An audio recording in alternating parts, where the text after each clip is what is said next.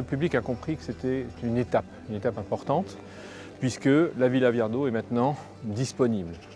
Elle est disponible pour retrouver cet esprit qui a animé les propriétaires des lieux, Pauline et Louis Viardot, Yvan Tourguenieff, qui venait régulièrement chez eux pour participer aux échanges, aux discussions, aux spectacles qui étaient organisés dans cette villa.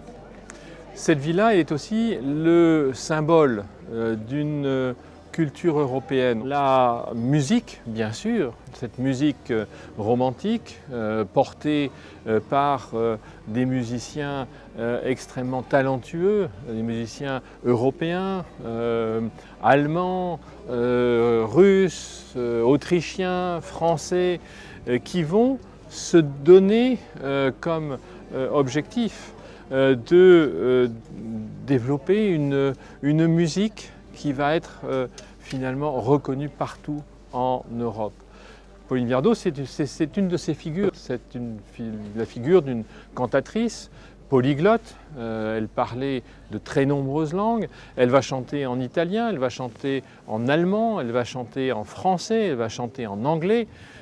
Cette capacité à pouvoir dominer des livrets de cultures différentes, de langues différentes, est évidemment un moyen d'offrir à un peuple européen une culture européenne.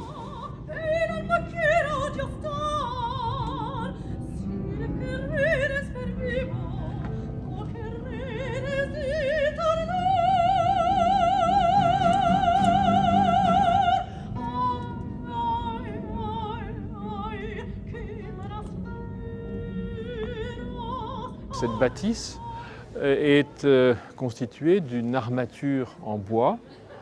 À l'intérieur de cette armature, vous avez des moellons, et sur ces moellons, on met du crépi. On n'aurait rien fait que aujourd'hui, elle serait en ruine. C'est une réalité. Elle serait en ruine.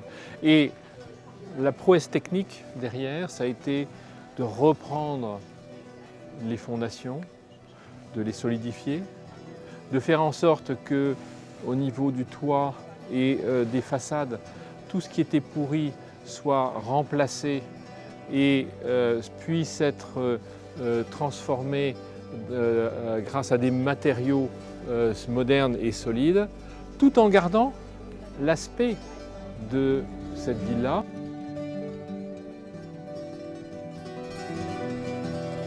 Nous avons déjà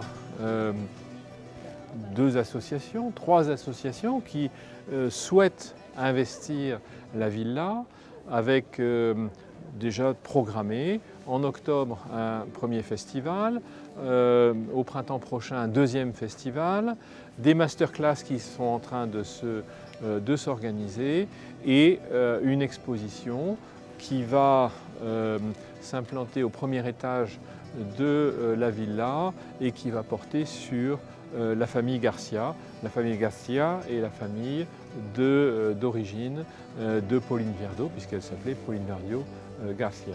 Justement, redonner à nos jeunes l'envie, la curiosité, le plaisir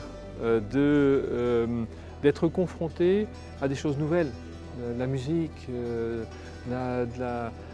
la peinture, des passages de littérature. Là, c'est là où on a justement notre rôle à jouer et on aura à jouer ce rôle encore pour de nombreuses années.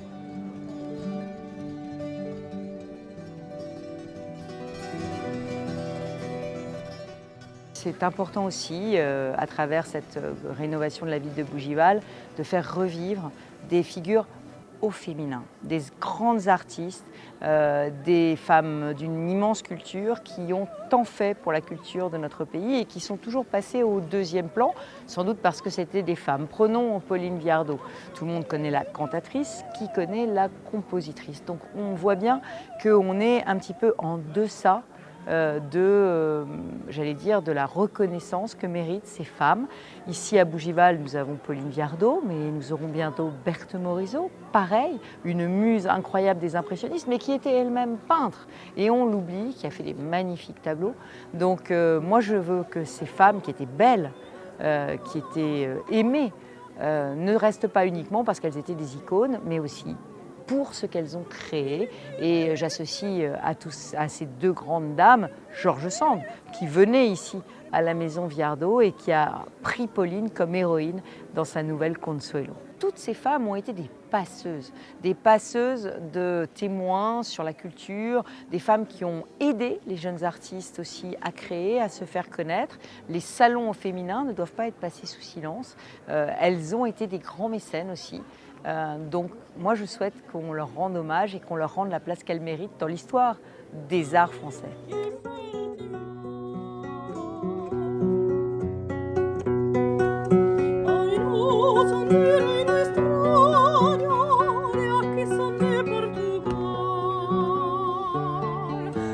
Principe, signora, vuestro principe,